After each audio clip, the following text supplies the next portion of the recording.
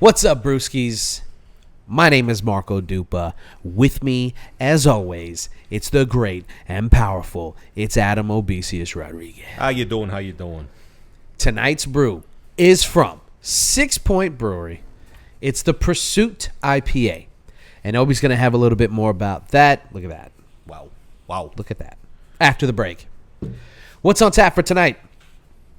Well, if you know anything about this podcast, if you know anything about us, you will know that we do the Bonnaroo thing. Yeah. And if your ear is to the grindstone on festivals and whatnot, then you probably heard that there wasn't a lot of good news coming out of Bonnaroo this year. Namely, that it was canceled on the first day of, technically the second day of the festival. And so I was there, and I will tell you guys all about it. It's a very sad story. Prepare yourself. But that also gets us into, this isn't the only festival that has canceled this year. It's a whole rash of festivals. In fact, I have a list which I will go through when we get into it. There's over 45 festivals that have been canceled this year alone. Yeah. And so what the F is going on? What the festival? What the fest? What the fest is going on? All right. What else we got? Not good. No. We also have We're just getting back. We're just getting back. Yeah, dude. Yeah. It's my excuse. We have a little bit of the trailer trash. Which we're covering the new Springsteen biopic and the Naked Gun Requel. Right. Yeah. And Lafufus. You got one? Lapupu? Labubu. What's a Lafufu? Oh, so the real one's a Labubu? Yeah. Oh. Yeah. Lafufu. That makes sense, though. Like it's fake. Yeah. Right. A faux fufu, if you will. Lafufu. Let's talk about the Lafufus. We're talking about the fake ones. Yeah. Well, in any case, burn them both. Okay. Now we'll talk about this trend that's going on right now, and trends in general, and what's wrong with you guys? No judgment. Little judgment. But before we do that, we got to get into the show proper. So let's crack these beers open. It's episode 466 of the One Beer In podcast. Oh, yeah. Lost to be found by someone to save you when you're down.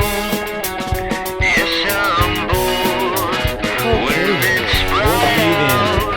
So bored when it's bright out. 4 to 5 a.m. Takes me to a place where I've been. All head. Clinker, I barely know her. Man, we're bad at this right now. This has been the One Beer In podcast. No, this is the One Beer In podcast, the podcast where two brews crack open a brew, and we see where that one brew takes us. I am Marco, that's Adam. Yep. And speaking of Adam, he's going to tell you guys a little bit more about what we're drinking tonight. Take it away, Adam. This is the Sixpoint Brewery The Pursuit IPA coming in at a 6.4% ABV, and the cold read is not on the can, but it's on the website at sixpoint.com. It is as follows. Everyone's got something that drives them. For us, we're all about making good beer for good people. There's a lot more out there than when we started back in 2004. Fruity, hazy, you name it. Instead, we brewed a straight-up American IPA. That's it. Call it a curveball, call it mad science, call it whatever you want. Just enjoy the pursuit. Okay. I wouldn't really call just an American IPA a curveball. I guess curveball for them? I suppose. Or because there's so many weird IPAs on the market? Whatever. We'll talk about it later. They do have a lot of IPAs on the market themselves alone. Sure. Hazies and doubles and blah, blah, blah. So, in fact, this would be the least curveball thing to release right now. Sure. Yeah, go back to basics. Yeah. It's not curveball at all. Get over yourself, Sixpoint. Okay. I'm kidding. We like Sixpoint on the podcast. We do. Yes. Giving them high marks before. But we will never forgive you for changing the can. Yeah, no. This same. talk about a curveball. This bullshit. We're at. I can curse now. Okay. This is the curveball. These you just Regular being like everybody else. Beer cans. Yeah, what happens? that's the curveball. We want the Red Bull cans. Go back to the Red Bull cans. Yeah. Okay. Give me a second. Okay. I know this is going to be really hard to talk about, but I just had to drink a little bit more. Oh no. Okay. No, it's okay. I'm okay. First off, I'm sorry. Thank you. Secondly, what happened? All right, so here's the deal, man. Here's the deal. It was 8 of us on this trip. And, Bonnaroo and any other music festival that's like a destination thing, if you're not from there, they're all going to be destination festivals that you have to set aside time from work. You have to set aside a bunch of money to pay for the ticket. Yeah. This is a camping festival, so you have to make sure you have accommodations. Exactly. If you're not one of these people, because you can just get a hotel and take the tram or the trolley or whatever the fuck from the hotel to the campgrounds, hang out, and then bounce whenever you feel like it or whatever. That is an option, but 90% of the people, the allure of Bonnaroo is the farm. Yeah. We've talked about this multiple times actually on this podcast, so you can go back and listen to those episodes. Essentially, if you're not familiar, Bonnaroo is a festival held in Manchester, Tennessee. It's been going on for decades. Yeah. Started off as a kind of bohemian, kind of hippie jam band festival, and has, in the last 10 years or so, maybe even a little bit more than that, kind of really, really leaned into, actually longer than that, I would say 10 to 15 years. It's really leaned into trying to book more mainstream artists, and Live Nation bought the festival a couple years ago, and from that point forward, you've kind of seen a pretty drastic shift in the kind of tone and just the vibe of Bonnaroo, which we will get to. Sure. Because that's part of this. But it's, first of all, been going for this. This would have been the 4th year that I've gone. Yeah. I go with some people who, like Naladi, my sister, she's gone 6 times, I believe. Yeah, she was the first of our group to go. Yeah, she did the volunteer thing a couple of times. Yeah. And then we finally were like, let's do this. And we had a big group go in 2017.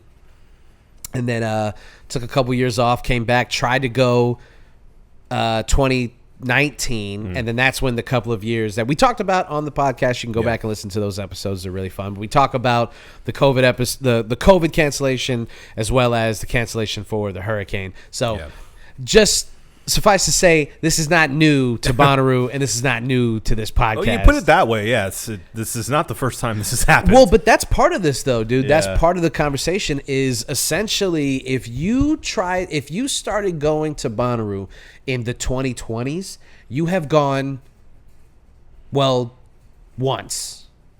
Because 2020 was canceled, 2021 was canceled. Or I'm sorry, twice. You could have gone twice. Yeah. So 2020 was canceled, 2021 was canceled, 2023 and 2024, and now 2025 canceled.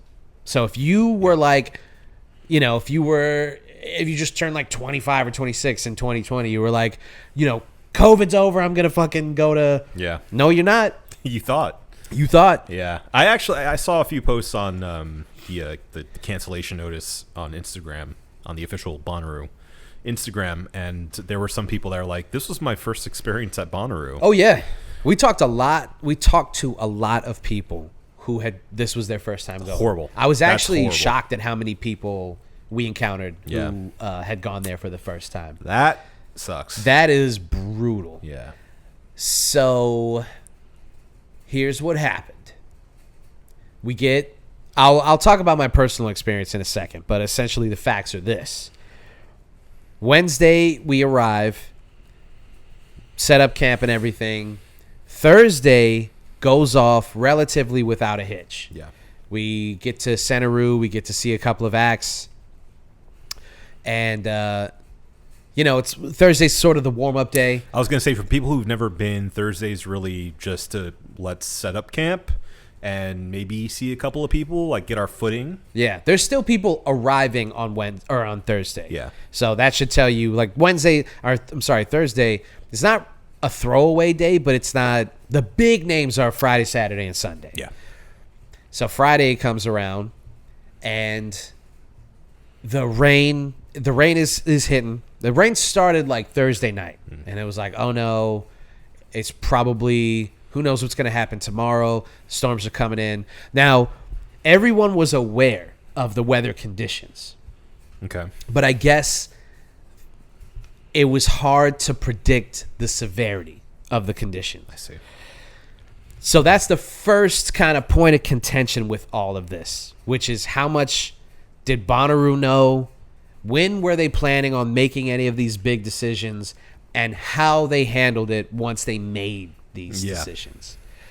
Friday rolls around, and during the day, like early in the day, two of the people that were with me, Chelsea and Spencer, love you, they go out to see, I don't remember, some act that Chelsea wanted to see, BB something or CC something, I don't know. But it was early King. act. It was like it was BB King. She's a big blues girl.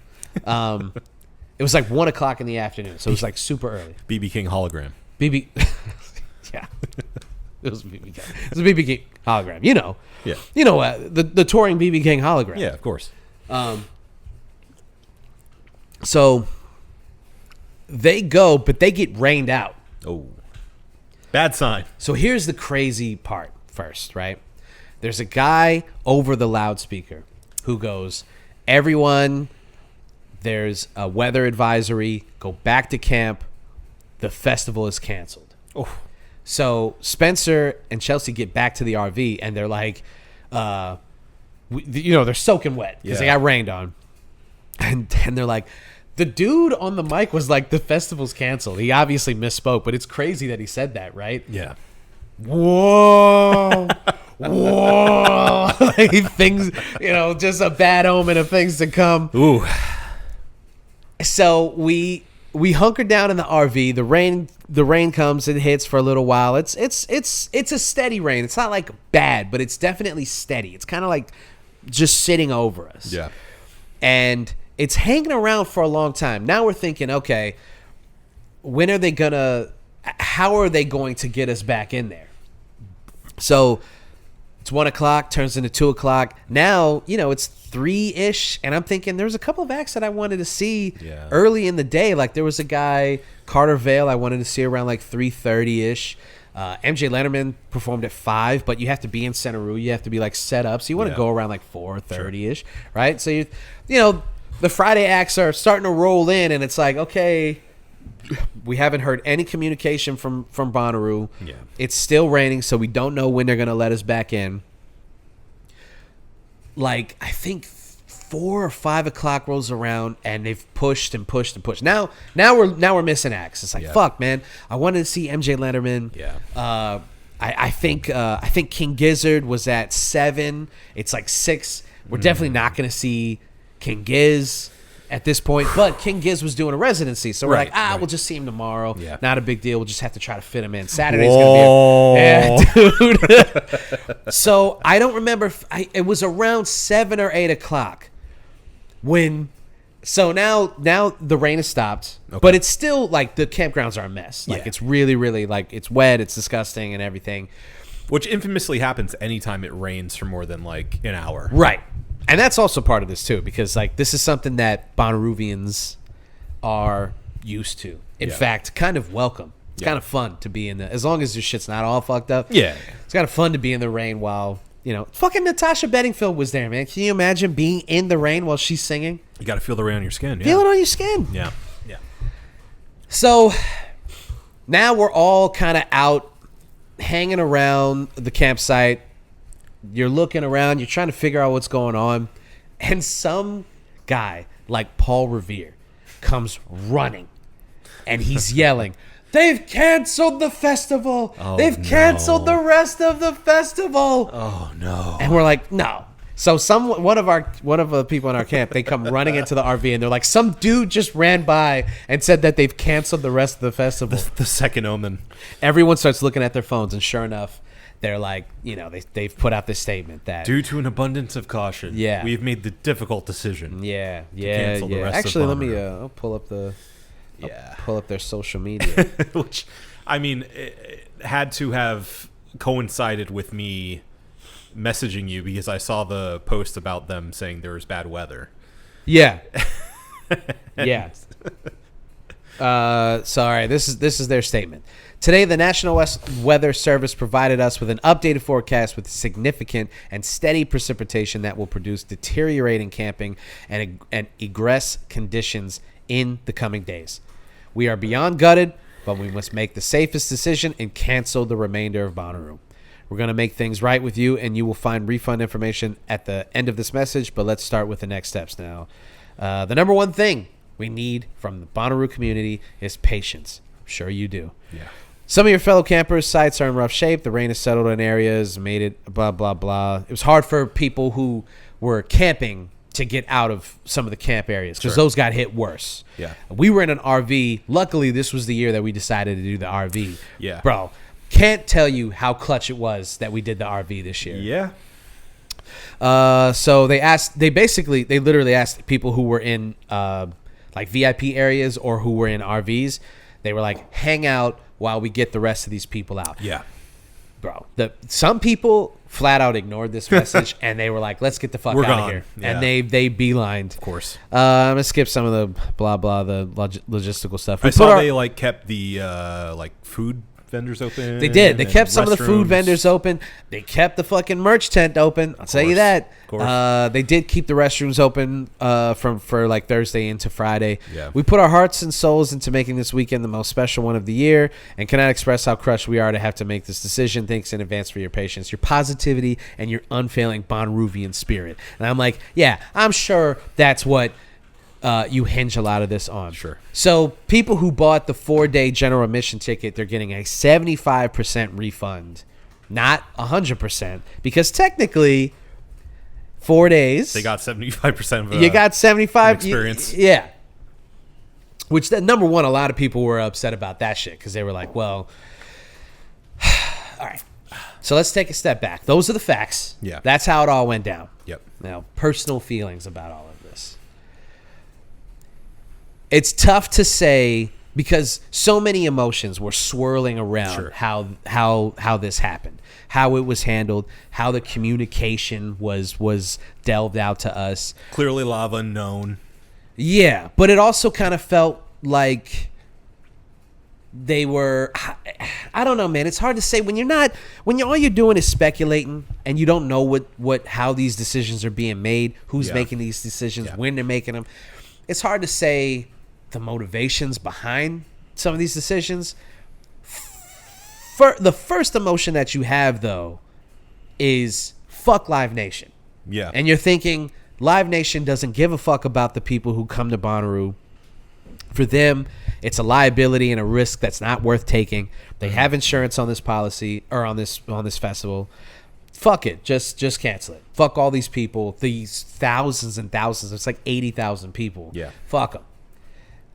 And yeah, so your first instinct is to be like, fuck Live Nation. Sure. They bought the festival and they've been ruining it year in and year out. And you're like, where is all the money going that they're supposed to be funneling into this festival?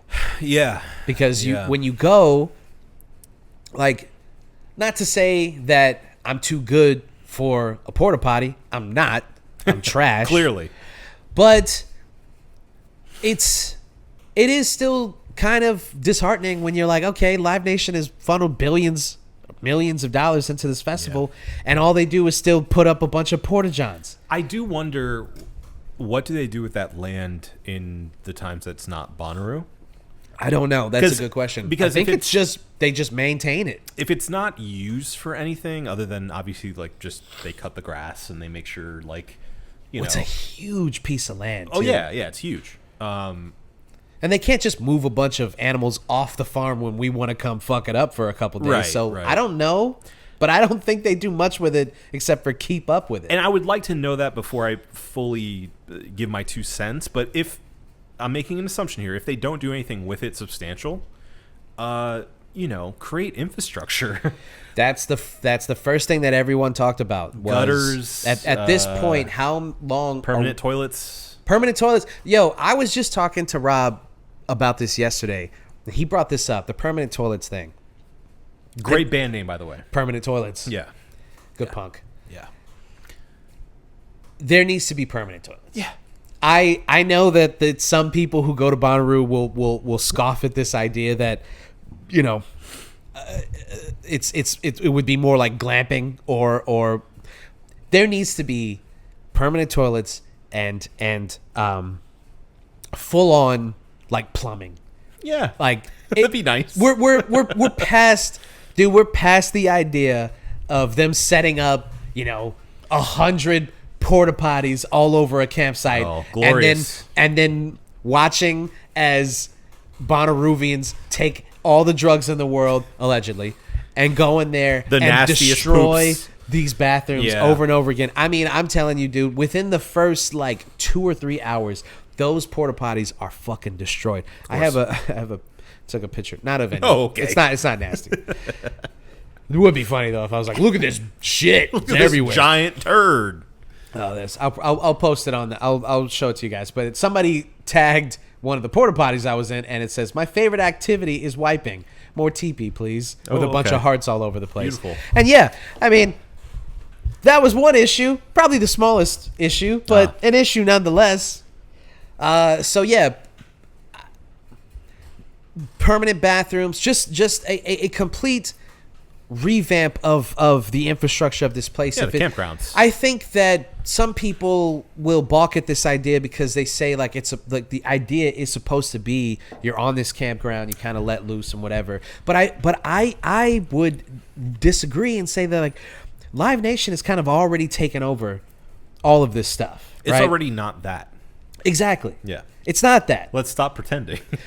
Olivia Rodrigo was one of the headliners. Okay, Yeah. we're past the idea that this is just some Hippie retreat. Yeah, it's not that. It's not that. And you can still have that experience while having permanent toilets. Sure.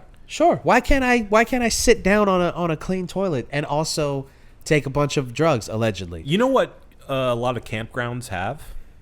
Permanent toilets. Permanent toilets. Yeah. Permanent toilets.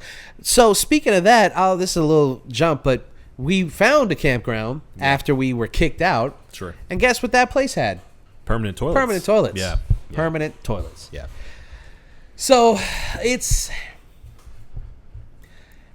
hard to say what happens next with all of this because I could spend the rest of the podcast, I won't do it, but I can spend the rest of the podcast talking about all of the theories that went around, all of the emotions, and all of the everybody has an idea on how to fix it. Nobody really knows because nobody really knows what goes into building all of this, what goes into the actual infrastructure that they have currently, right? So it's hard to have an opinion on what they can do differently. I mean, I talked about it a little bit online, and then I had people coming back to me like, dude, it's a fucking farm. What are they gonna do? And it's like, I don't know, man.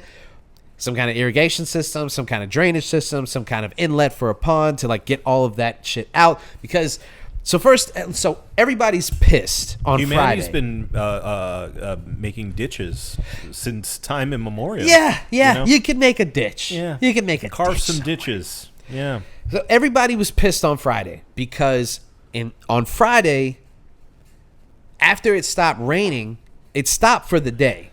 Yeah. So from 8 to until the rest of the day, it didn't rain. Yeah. So from our perspective, we're going, why did you can't Right. we could be there right now. Yeah. There's no lightning, the skies are clear, we could be there right now. Yeah. But instead, what happened was once they canceled it and they told the people that they had to stay, it was complete and utter debauchery.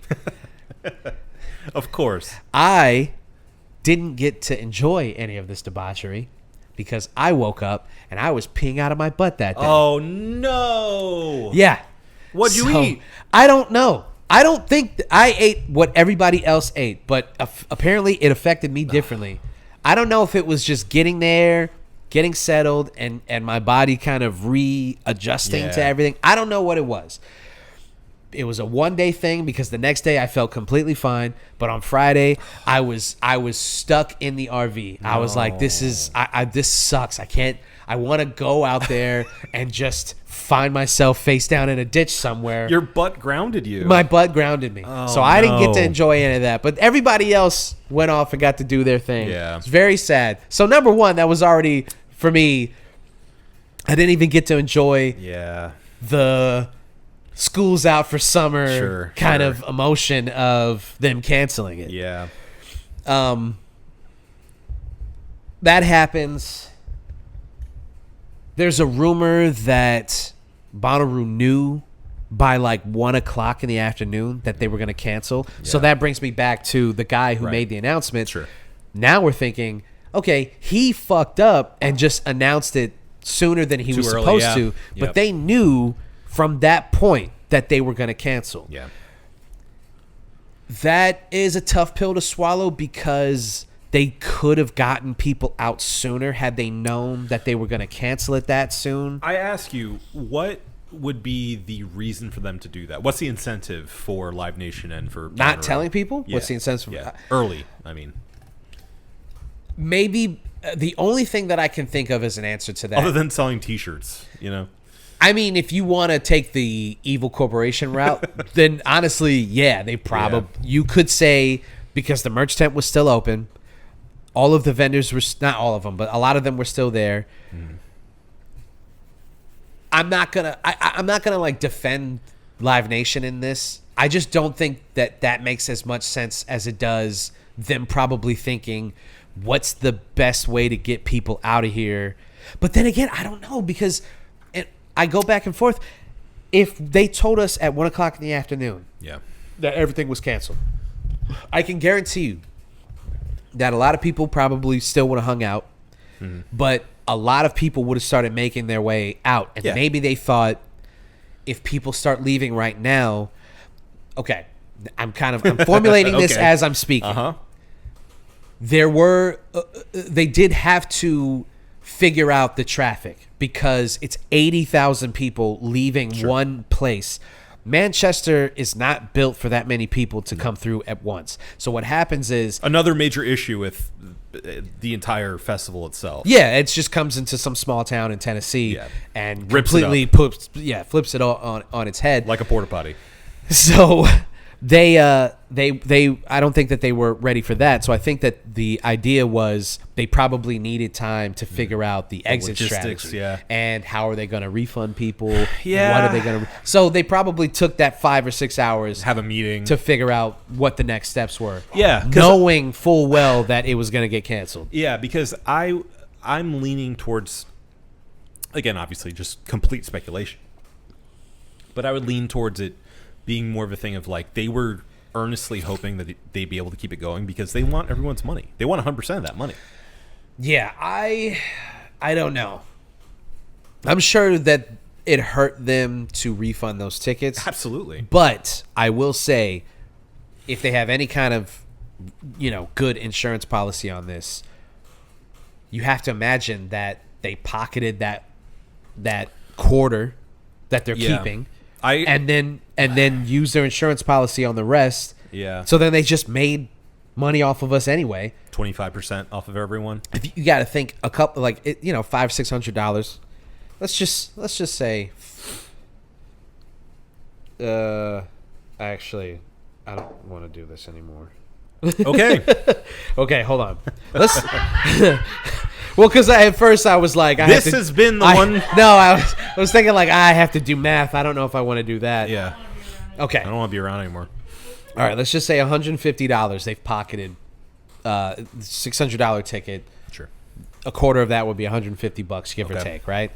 $150 that they've taken from 80,000 people is $12 million. Not bad. So that's obviously not as much as getting the whole 4 days. Sure.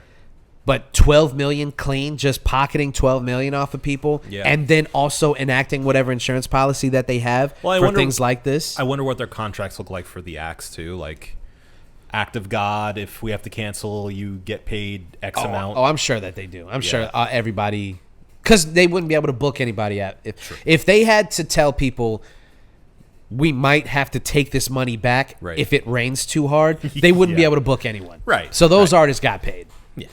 $12 million that they've pocketed, and then you know, a bunch of the acts. I just don't have the time to go through everything with all of this. I just would like to say this, that it's a very, very unfortunate turn of events.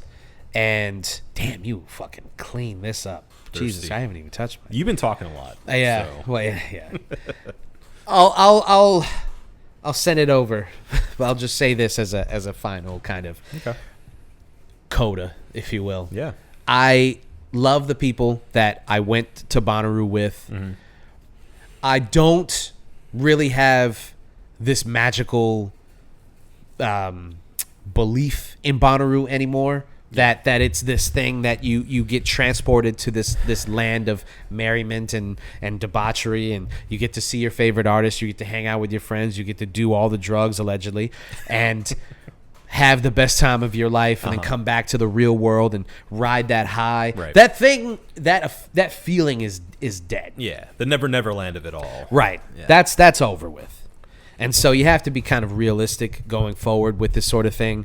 And I don't know, man. It just sucks because it's just like every fucking thing else. It's like it's all just kind of falling apart, and it doesn't. I hate to be. I'm not gonna hang on to this emotion. Yeah, I'm not gonna do that. But I just have to be real with you. True.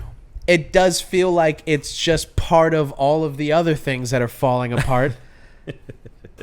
And you need something or someone to give you some kind of hope that this is not a sign of things to come. And so I would say to Bonnaroo, you have to, I implore you to do something, anything differently than what you've done. Yeah. Move the dates, create some kind of infrastructure, permanent bathrooms, anything that says to the people that you are listening and you are going to do something. Anything, yeah. Anything to make it better other than just mostly a refund. Yeah. We after we were kicked out, we went and found a campsite and we made the best of it with the RV.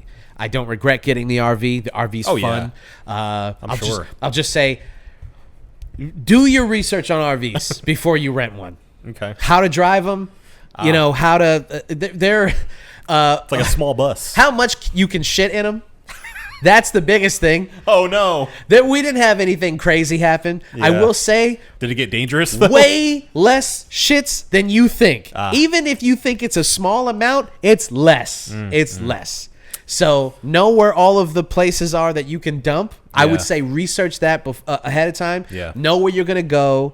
Know if there's a dumping, like a sewage dump. And if there's not, find one on the way out. So that you're prepared for that sort of thing. Yeah. That was a point of contention. Okay. I'm not going to get into the details. I'm going to keep that between the Bonnaroo circle of trust. Sure. But there was, you know, got a little scary for a moment. Scary, a little tense, a little tight, a little tense with the poop situation. I see.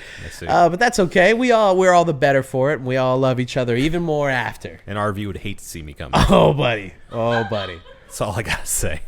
So yeah, I mean, I'm leaving. I know I'm leaving a lot on the table, but for the purpose of time and efficiency, I think I'll leave it at that. Okay. So yeah. Well, I am sorry. Sorry that happened. I know you didn't have you had a good time last time too, but it was also you seemed a bit jaded by it as well last Bonnaroo. Right. I skipped 2024 because 2023 was not what it was cracked up to be. Right. And I was coming back this year with a renewed sense of, I don't know, childlike wonderment about the whole thing. Well, what I would say, and the reason I bring that up is like I think that may be painting your vision of Bonnaroo as an experience. Sure, definitely. You know, and as you mentioned, everything happening in the world. So I would tell you, you know, obviously a terrible time this time around. A worst case scenario of sorts. Made the best of it. It's great. You know, give it a little grace. Maybe see if they make some changes. and I would urge you to try again if they are able to make any improvements whatsoever. If they don't, I'm with you. Like, who's going to take that bet again, especially when the weather is, more unpredictable than ever nowadays. Right. So why would you make that gamble moving forward? It's tough. It's tough to say. It's tough. I wouldn't do it. It's tough. Dude. I'm going to do my stuff. I'm going to do my stuff. But speaking of festivals, you had an article that you found that a couple weeks old, but I think still valid as far as the general outlook of festivals in 2025 and moving forward, as far as people not going anymore. Indeed. And them getting canceled. Mm-hmm. So this article from CNN Entertainment, written by Leah Esmalash. Leah Esmalash. Leah? I don't know. Leah? Yeah. Dwindling ticket sales and cancellations. What's behind the decline of music festivals? And so it's a fun read. It's an entertaining read about the dwindling ticket sales, as it mentions, and really like what's the emotion behind these festivals and basically music festivals used to be this young, cool, hip thing to do, right? And with everything that's going on in the world recently, and with with the way that generations have gone, with people's attention spans, with the way that music is discovered, with streaming services, with all of the ways that the music industry has changed, it's really, really affected music festivals. And I mean, essentially, it kind of goes into the idea that like we just don't engage with art the same way that we used to anymore. Yeah. And music festivals used to be this wondrous, a holy mecca. Yeah. That you would plan for the year and see all your favorite artists at one time. But now people don't have that. People don't cherish that anymore. And there's so many these bills. First of all, these bills are crazy now. There's so many artists to see. Yeah. It's impossible to keep up with how many people are on the bill. Even as I'm at Bonnaroo, I'm constantly looking at like, who could we go see right now? And I'm like, I don't know this person. I don't know this person. I'm with 8 different people and I'm asking them like, who the fuck is this guy? Do you know this person? Do you know this girl? Who is this? And they're, a lot of them are telling me like it's this DJ or that singer or whatever. And I'm like, I just don't have the time to keep up with all of this. Yeah, you're unk now. I'm unk now. Yeah. I'm too old for this shit. Yeah. And that is a big thing. I can imagine somebody going like, why the fuck would I spend hundreds of dollars, thousands really, once you factor in Oh yeah. the money, the traveling expenses, the time off of work. Don't everything. delude yourself into thinking you're getting out of there for any less than $1,000. Right. Why would I do all of that to go to a festival and recognize 3 or 4 of the acts? Yeah. So that's a big thing. I mean, the other thing is, the artists that they book, like people, I don't know, people just don't really want to do festivals. A lot of big name artists don't want to do festival sets anymore. Yeah, and can I give you a theory? Please. I think a lot of this has to do with the fact that there is obviously a proliferation of so many musicians and acts that people are exposed to because of the internet and because of Spotify and streaming services at large, that people's palettes tend to be much wider than they used to be, which makes it harder to have a Woodstock experience again. Right. Where it's like we are all super into like these 10 people that we are super into and we enjoy and this one festival is like the best thing and it hits all the bases. We don't have that anymore because there is so much out there now. Yeah. How could you? How could you possibly please everyone or one person alone? Yeah. It's just so hard because we are exposed to so much, and that's a good and bad thing. It has its pros and cons, but I think the idea of a music festival is, in a sense, antiquated. As a concept, as in its own. I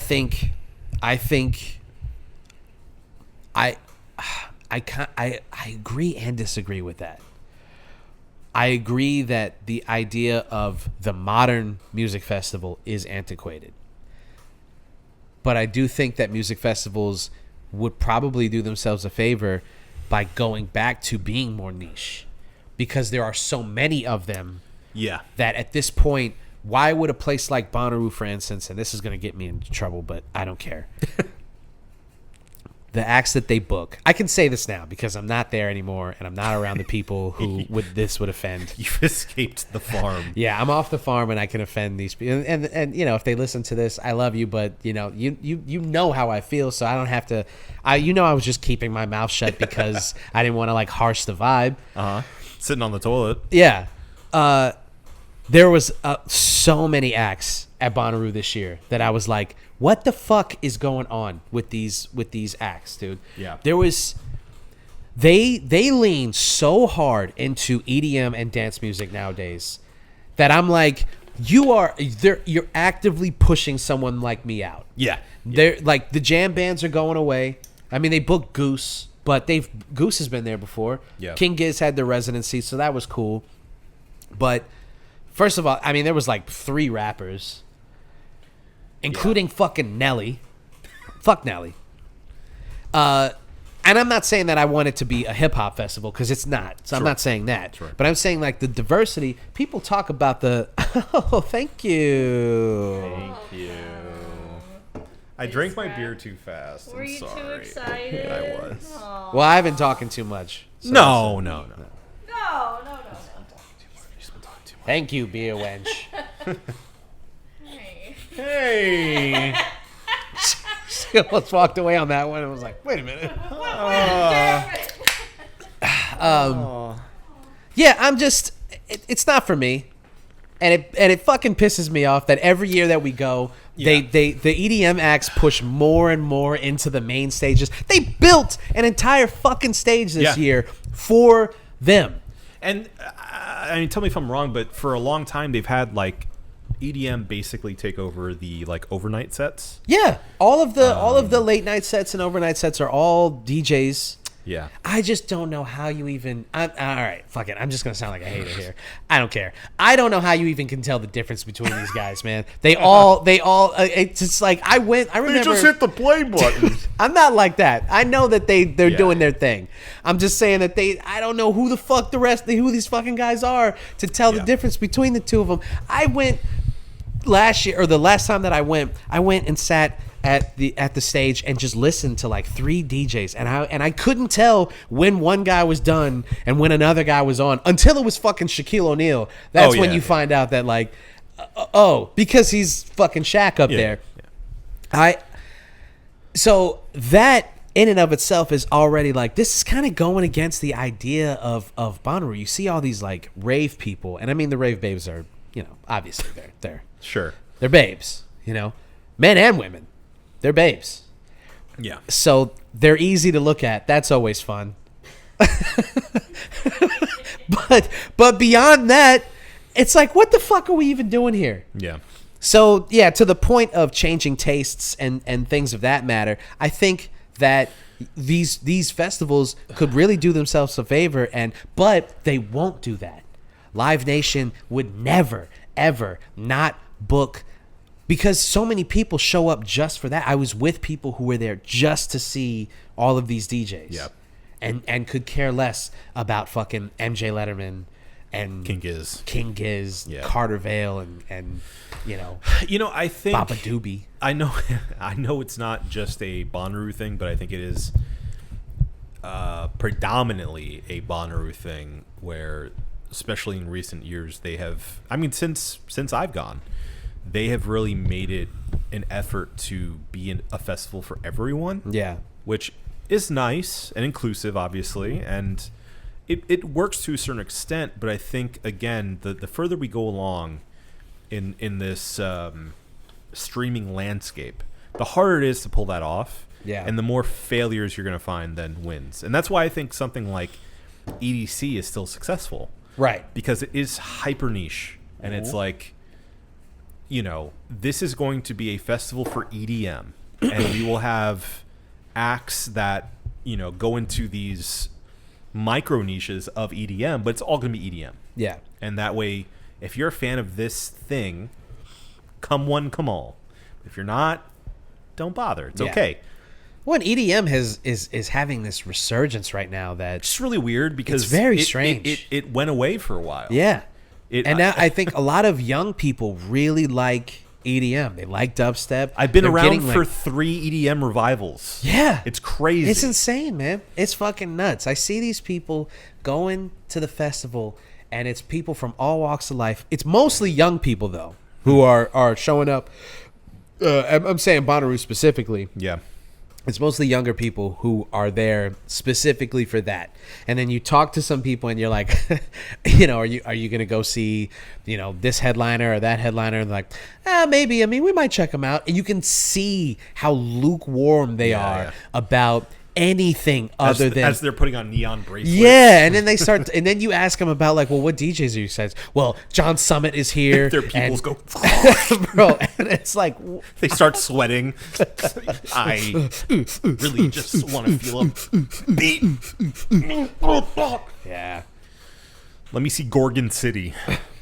Yeah, man. 45 different festivals have canceled in this year alone. I'll just give you 10 of them. I'll just run down this list. This is crazy. Gordy's Highway 30 Music Fest, Empower Her, Mish Festival, Day In, Day Out, Golden Sky, Hangout Fest, Off the Grid Camp Out, Esoteric Festival, June Jams, Super Box Super Rock, Rolling Loud Europe, that's a big one, Ion Fest, Hot August, Lake Town Shakedown, Made in America Fest. This is Made Festival. I don't know what that's, but Made in America hasn't come back since 2022. That's a big one. Alter Ego, BPM Costa Rica, Something in the Water was another big one. Yeah. Harvest Nights, Country Fan Fest, Big Slap, Charm City Bluegrass, I Love Techno, Paradise Blues, so on. Pitchfork. All these big festivals have canceled this year, and it's I don't know, man. It sucks because it's I don't know, recession indicator. It's one of those things where not only is it everything that we talked about, but it's expensive to go. Yeah. It's not easy to pull this off. It's interesting because yes, key recession indicator, but also the fact that we are yet again on the potential precipice of war. It is the perfect time for people to seek escapism. And so I wouldn't be surprised if there is a resurgence of festivals in the coming years if things continue to be rough around the world.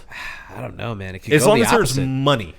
As long as there's money around. It could go the opposite way and people be like, I can't do this. I don't have the money. I can't afford eggs. I remember the early 2000s. It'll happen. We'll get some bubblegum pop again. Oh yeah. Like you said, EDM's going to come back. Bubblegum schlop. Yes. Wow, that's cutting. Thank you. Cutting criticism. Yeah. Well, speaking of bubblegum schlop, I think the only way that Bonnaroo can come back right now is again like what we talked about. Oh. But yeah, I mean, I really think that they have to pull out all the stops. Yeah. I think that they have to make a concerted effort to tell people that they're doing something to make sure that this doesn't happen again, or that they'll be taken care of. Because again, that was another thing that people felt like they were an afterthought after all of this shit had went down. But I think, the next thing that they have to do is book they have to get a massive artist. And it does seem like they've kind of lagged behind on getting these Glastonbury level acts. Yeah. I mean, they had Tyler, Olivia, their headliners were pretty nice. It's the acts under that you have to kind of, I mean, ICP, I went and saw ICP. It was fun. Sure. But it's fucking ICP. Faygo? They sprayed people with Faygo. Of course. They came out and sprayed people. Yeah. And we were the people that I was with, they were like, I don't get the Faygo thing. I don't get it. And I was like, you know what, man? I don't get it either. I don't listen to enough ICP There's to nothing understand. to get. They just like Fago. So weird, dude. Yeah. I watched some old clip of them. I saw it on TikTok, I guess, and it was like a commercial that they paid for themselves because MTV wasn't playing their videos, and it was like, MTV's never gonna play anything this weird, blah, blah. And they kept doing all this stupid shit in the video, and it's like, it might not be because you guys are weird or offensive or anything like that. It could. Now walk with me on this one. It could be that ICP fucking sucks, and it could be that nobody wants to watch an ICP music video except for juggalos. Well, listen, speaking of hyper niches, ICP has a very loyal, devout fan base. Oh, and they were there, dude. They were out. That's what I'm saying. The When- juggalos and juggalettes. whenever the juggalos see the juggalo sign calling them, they It's like show the bat up. signal. They show up. This girl came rushing. We were standing around. It was Brad and I. And she came rushing. She bumped into us, and we turned around. You know, it's two fucking guys. And she's like, "Oh my god, sorry guys." And we're like, "Oh no, you're good. Do you want to do you want to step forward? Like we can make a way for you. You can get up there a little further." No. I'm just super excited. I've been trying to see ICP for years. I've been a fan of them my entire life. Oh my and God. I think she said that it was her 21st birthday, or she was 21 or 22, and she'd been listening to ICP her entire life. And I was just like, She's man. got to be like a second generation Yeah, juggalo, for sure, or yeah. juggalette, excuse me. Yeah. There was a parent or an uncle or an older brother Yeah. who did this to her. And I'm sorry to you, young lady, that's who you're into. I got a question. Yeah. If you're non-binary and a juggalo, do you do the Spanish thing and just like do the masculine juggalo anyway, or do you do like? Well, Is there a juggalex? there's a juggalex. Yeah. Interesting. Well, that is a point of conversation about like around languages that are very very binary Yeah. languages, feminine and masculine languages that don't really suit the needs of this current generation that we're in. This more accepting and more like open kind of dialogue and language that we have. Spanish, on the whole, is not a very. It's a very like black and white language when it comes to that sort of thing. So any like Latin romance language is generally like that. So yeah, I don't know. We'd have to consult. and I would consider ICP a romance language. Oh yeah, I wanna let you know that. absolutely. Yeah. And to their credit, ICP would be the kind of group, and Juggalos would be the kind of group that would create inclusive language.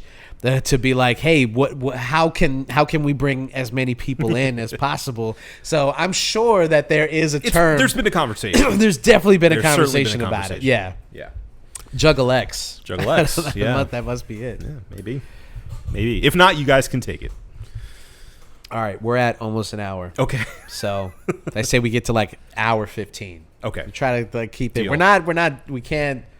We could go 2 hours on this one, but we're Not gonna do it. No, we're not gonna do it. Not this time. So let's move right along. Yeah. Let's get right into a little bit that we like to call trailer trash. We gotta probably get through these pretty quickly. It's That's just fine. 2 trailers. Yeah. Right?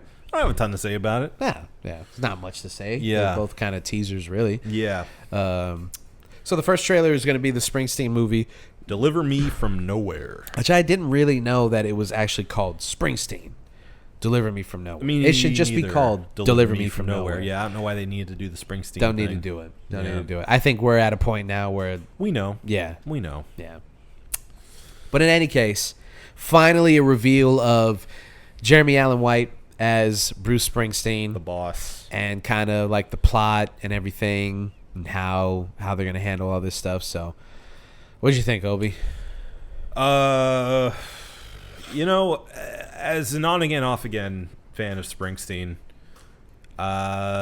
this got me more excited than I expected it to.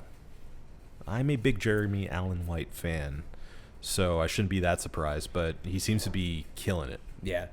So, and you told me that apparently he is singing all these songs, which is always really impressive to me when they actually, take the time to do that in a biopic. So yeah, I mean, it looks to have all the classic tropes of a biopic. It doesn't look like it's breaking the mold in any way, but the even though it's a tried and true and well-worn genre, it still works clearly. Well, they picked a good way to do it. You can't encompass that's the number one issue with biopics about musicians. Sure. Is trying to encompass their entire career in an hour and a half to 2 hours. Well, it's impossible. They do touch on his childhood.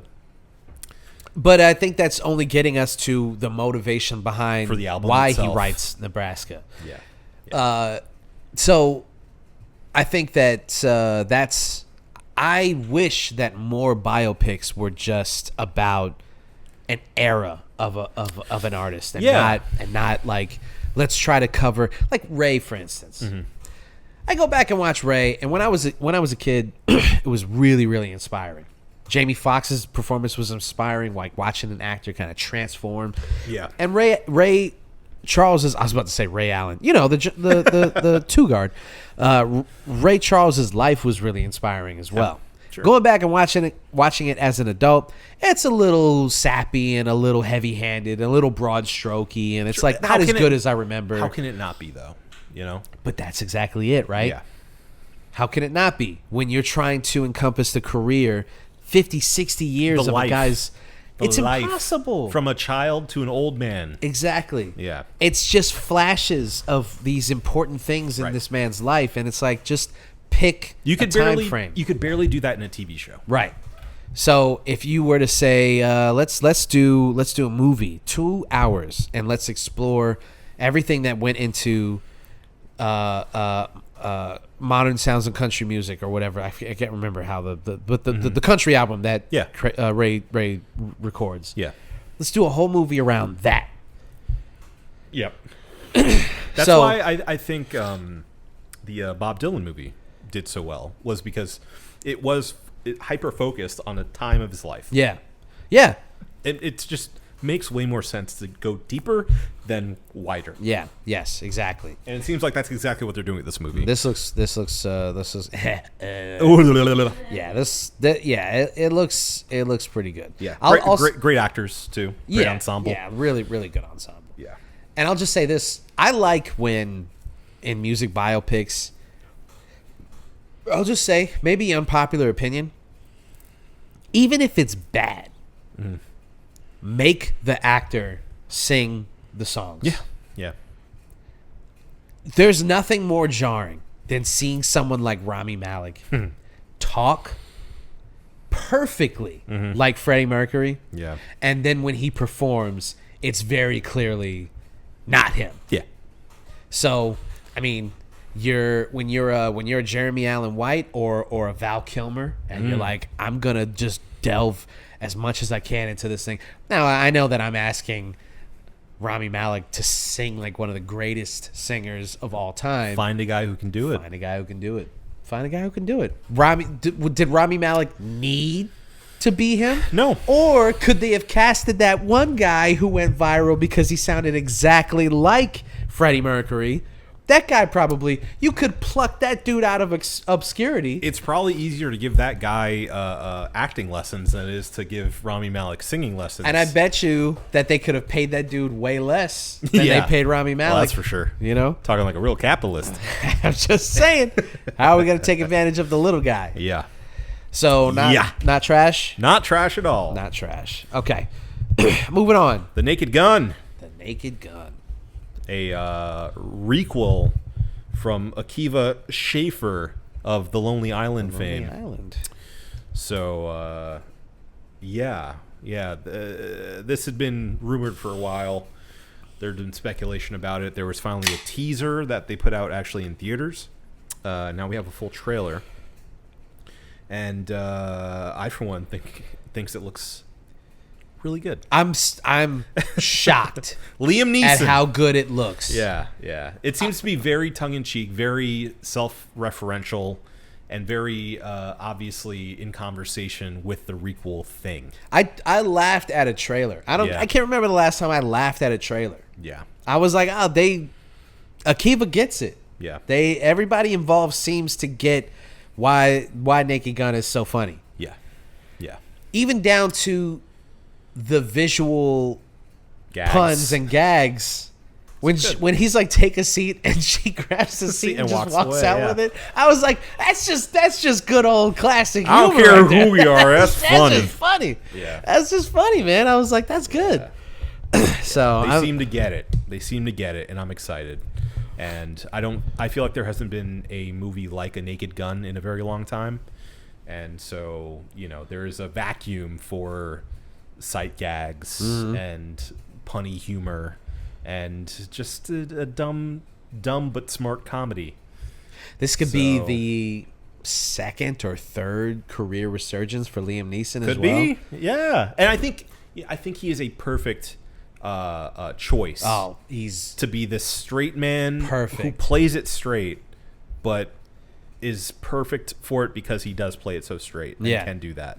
And he always does, too. Every comedic role that he has, he plays it straight, and that's why the comedy works. Right. Excuse me, because he gets it. Yeah. And, I don't know if there's better casting right now than for somebody in Liam Neeson's position to do this. Super smart. Yeah. Super smart. So, not much else to say except for not trash. Yeah. Excited for it. Surprisingly. Yeah. Okay. Let's end this podcast with just a quick little discussion. Okay. We don't have to spend too much time on this. Sherry brought this to my attention, really. and I have a coworker who also has one of these things. Okay. A Labubu. Labubu. Right? Yes. Labubu. Yeah, let's pull it up. I need to know everything that we can about this. Would you like the AI overview from Give Google? me the AI overview. Labubu is a popular collectible plush toy, part of the, quote, The Monster series, created by Hong Kong designer Kaising Lung. These toys, marketed by Pop Mart, are known for their distinctive toothy grin and are sold in blind boxes, adding an element of surprise to collecting. Labubu's popularity has surged recently, fueled by social media trends, celebrity endorsements, and high demand in resale markets. There you go. It's that last sentence that I want to focus on. Yes. Why? Why? Why do we do this? Why do we continue to do this thing? They're... Okay. I'm trying to not, sound like an asshole. Okay. I'm trying. Okay? I'm really trying. All right. Okay? Can you give me some credit for, actually attempting to not be a dickhead about this? Sure. They're horrifying little toys. They've got fleshy little faces with toothy grins. Yeah, they look like a little demon wearing like a bunny suit or something. Yeah. So first of all, I don't get them. I don't get it, and that's again Unk status. I don't get them. Sure. I guess I could say that from a influencer standpoint. I remember when I was younger. I remember when I was 18, 19 years old. Maybe a little younger, actually. Maybe 16, 17. The guys that I grew up admiring and looking up to was Pharrell and Lupe Fiasco and Sure. Kanye West and people like that. And they had Kid Robot and Bape and things like that. Yeah. That I remember thinking man, I would love to have a Kid Robot plush. Just because I think it's dope. Yeah. So I guess when I was, 16, I could empathize with this sort of thing. At 34, it's a little harder to look back on it and understand why. If my niece wanted a Labubu, I'd be like, well, of course you do. Yeah. But people my age, I don't know. I'm a little taken aback is all I'm saying.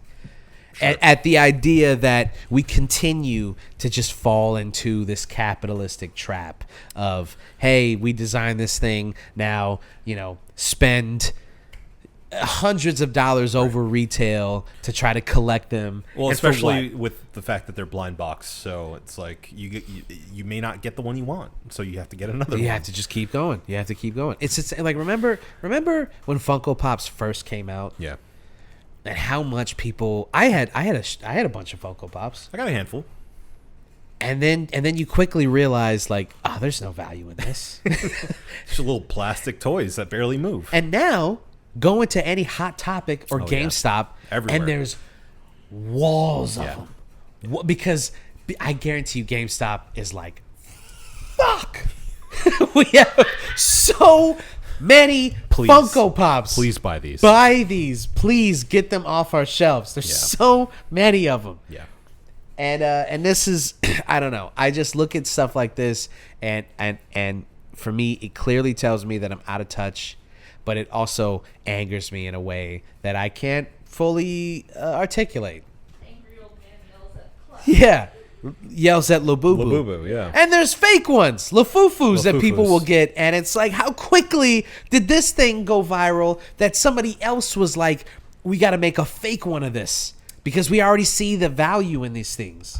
I have a theory, okay, and that is that every generation, and sometimes multiple times per generation, has a Beanie Baby, and this is the newest Beanie Baby. Right. So I don't know if you remember, but back in the day there were bootleg Beanie Babies. Oh, I do remember. So I had legit ones, and I also had bootlegs. Sure. So as soon as things reach this critical mass, the apparatus says, well, people can't get what they want, so we can make something that's kind of like it. I think that apparatus just moves so quickly now. It has to. That's how it survives. Right. So I'm not surprised in any way. I just keep looking at them, and I don't like it. I don't like it. I don't get it personally. I mean, like, I guess it's like a so ugly it's cute situation. Yeah.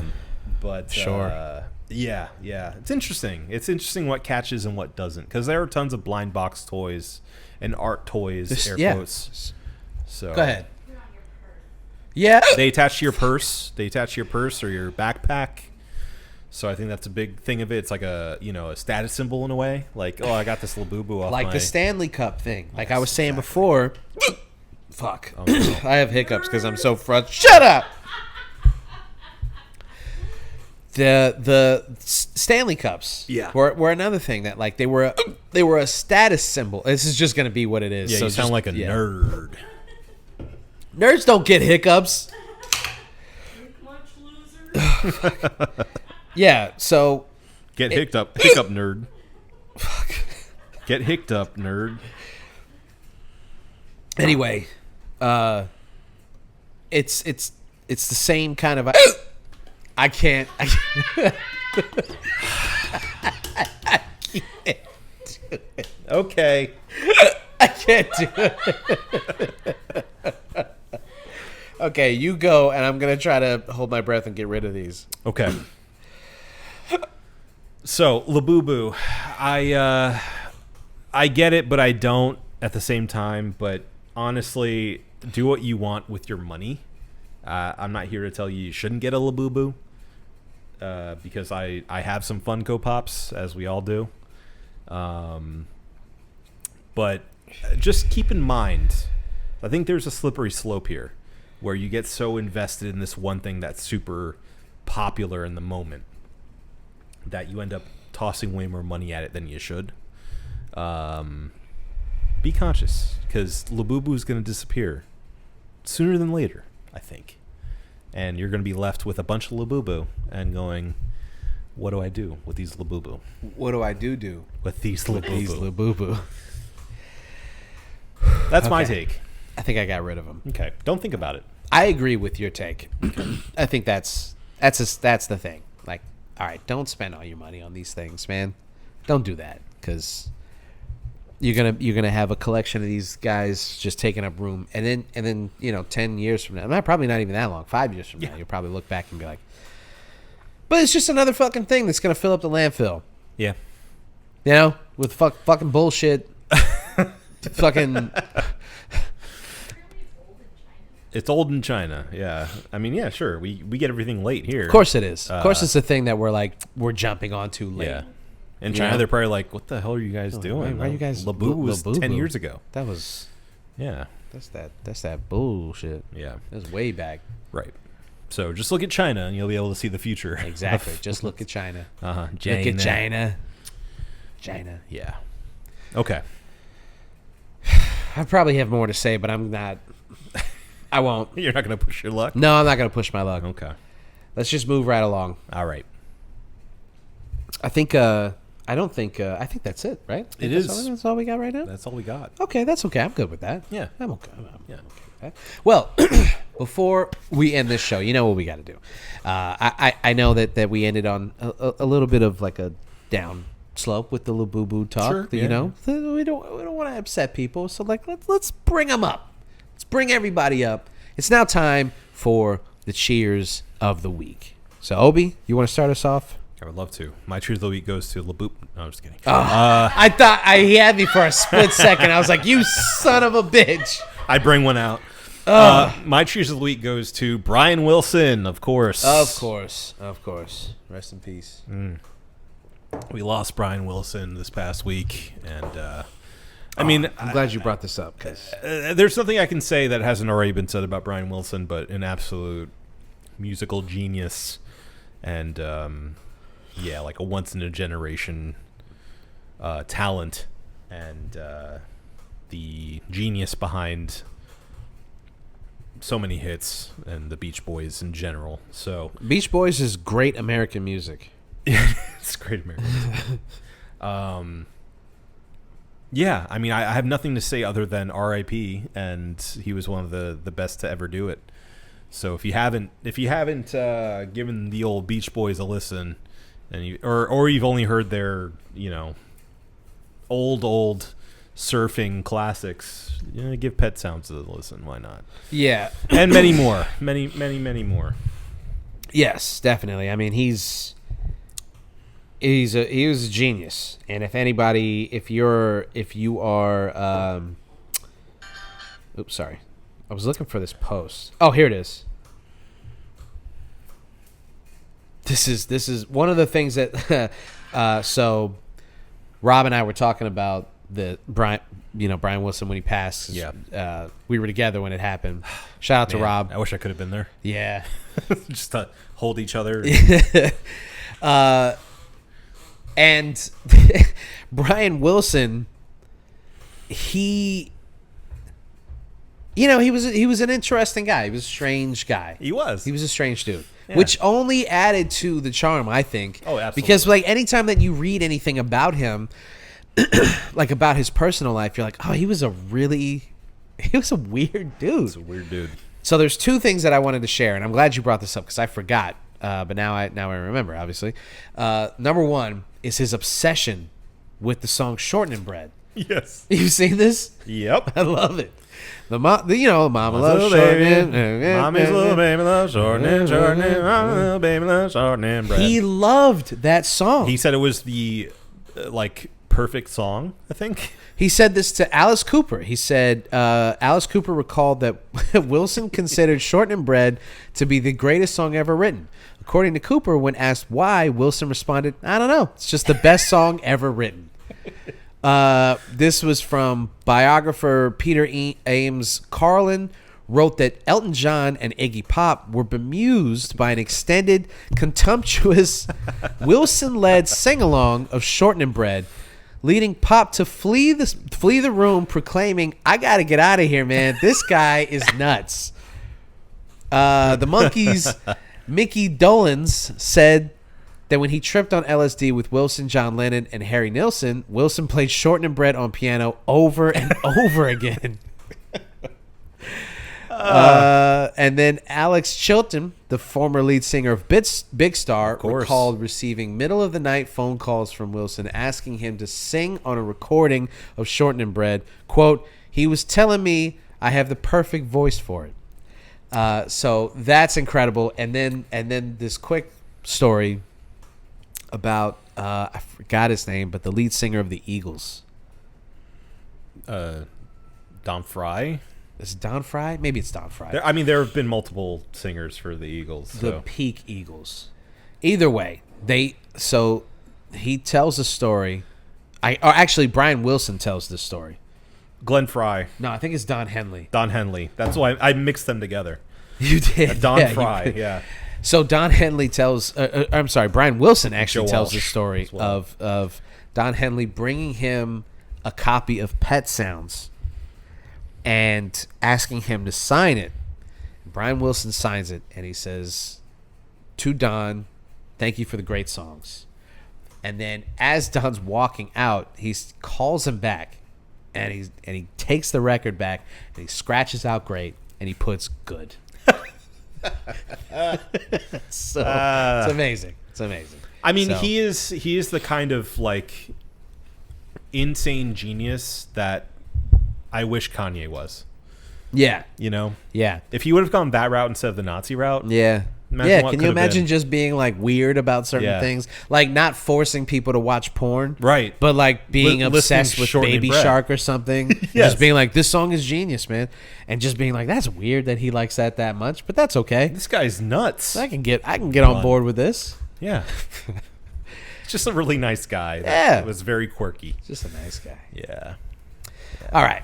My cheers of the week is going to essentially the endearing spirit when something like a Bonnaroo cancellation happens, or when you're in a situation where you're just like, what am I going to do? You're going to make the best of it. That's what you're going to do. Making the best of it. To making the best of it. Sometimes you just find yourself in a place where, hey man, the only option that you have is to just make the best of it. And that's when you kind of find out who you are a little bit. Yeah. What kind of person am I going to be in this moment? Am I going to be the fucking asshole who ruins everybody's day, weekend, week? Am I going to be the person who sulks? Am I going to be the person who just thinks about all of the bad that can come from this thing? Or am I going to be the person who's at least just going to take this as an opportunity to try to make the best of it? Mm-hmm. And the people that I was with, my sister Lottie, Brad, Rob, Spence, Chelsea, Katie, Bert, we all did our best in our own ways to make the best of it. Yeah. And when you're in a position like that, a spot like that, when you're one monkey can really take down the whole show, man. Sure. One person really fucking it up can that like a saying? destroy. I think it's it's an evolution on the saying of it's a step forward. One bad apple, yeah. One bad apple, and all that jazz, One monkey can ruin the circus. all that rock music. Yeah. And luckily everyone was still feeling like the Bonnaroo spirit at least a little bit to try to like make the best of it. So What more can you do? Exactly. So that's that. One more thing we got to do before we get out of here, and that is review these brewskis. So from Sixpoint Brewery, it's the Pursuit IPA, 6.4 American India Pale Ale. Yeah. Obi, what'd you think? This is a beer I had to make the best of because I didn't like it that much. That's funny. It's fine. It's disappointing. Yeah. I'm gonna give it a 3. I thought it was Really? I thought it was like okay. I wouldn't choose to have this ever again. Wow. It's fine. Like it just, to me, it is unimpressive in every way, and it has no identifiable qualities to it. It is kind of, I don't know the right word for it, but like bland. Yeah. I find it a little bland for an IPA, and yeah, not a big fan. 3. 3 out of 6 bottle caps. Okay, I would not tag Sixpoint in this. I'm gonna. They need to know the truth. I got this in a multi-pack, and it's the worst one in the multi-pack. No, I don't care. I mean, tag them, obviously. That's what we do around here. We got to be truthful, and they got to know how we feel about this sort of thing. It's fine. I give it a 4. Okay. I don't think it was that bad. I will say that it's just a drinkable IPA. Is it extraordinary in any way? No. Does it rise above any other like decent American IPA that I've had? No. Is it undrinkable? Would I not have it again if I saw it? I'd be like, fuck it, I'll drink that. Sure. It's there. It's not terrible. Yeah. But Sixpoint, as I stated at the beginning, we are fans of Sixpoint. They've done Yeah. better than this. Well, look, I say that to say in this pack, I got it in the 15 pack. Yeah. And it came with the Bengali IPA, way better than this one. Yeah. The Crisp Pills, way better than this one. Yeah. The Resin Double IPA, way better than this one. Yeah. The Piff, way better than this one. Yeah. Super Hazy IPA, way better than this one. Yeah. So like that, I think that's painted my review, just so people are aware. Yeah. They're too good. Yeah. Man, our standards are too high for them. Hey, set it for yourself. Not my fault. All right. All right. A 3 for you and a 4 for me. You think we got it? I know we got it. Well, if Obi says we got it, then this episode is over. This has been the One Beer In podcast from myself, Marco Dupo, for Adam Obesius Rodriguez. Yeah, buddy. Thank you guys for listening. Drink delicious beer and have yourself a beautiful evening. We love you.